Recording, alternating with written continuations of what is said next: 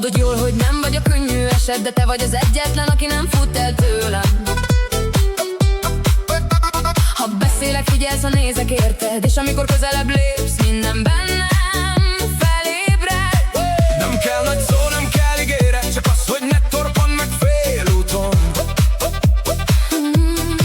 Mert ha egyszer elindultál felém, én nem engedem, hogy visszafordulj. Látom rajtad, hogy készen állsz, még akkor is, ha nem mondod ki. Nem kell kérdezned semmit,